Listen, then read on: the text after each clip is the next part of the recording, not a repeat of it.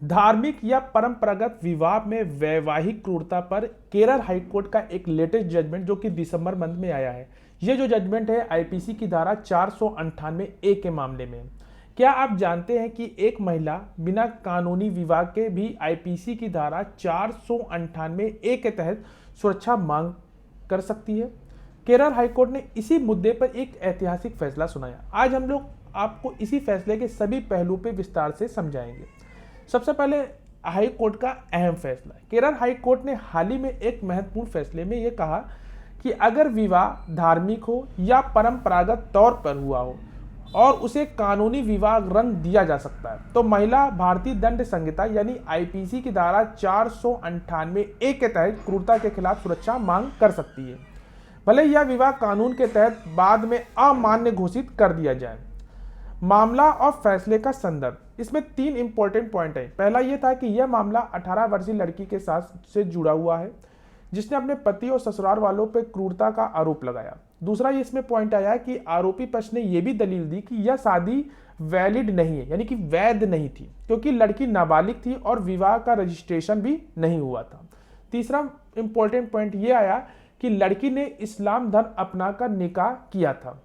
Court ने कहा कि यौवन प्राप्त करने पर यह विवाह मुस्लिम पर्सनल लॉ के तहत वैध माना जाएगा।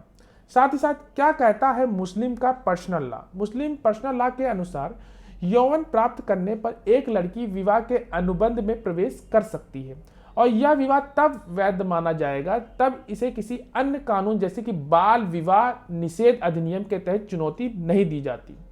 आईपीसी की धारा 498 क्या कहती है? धारा 498 महिलाओं को वैवाहिक क्रूरता के खिलाफ सुरक्षा प्रदान करती है।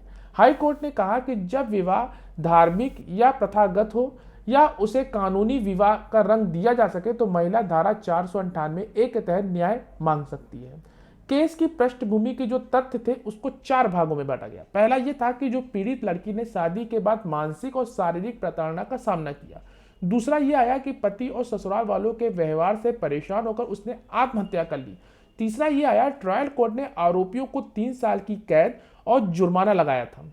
और चौथा आया है कि हाई कोर्ट ने ट्रायल कोर्ट के फैसले को भी बरकरार रखा।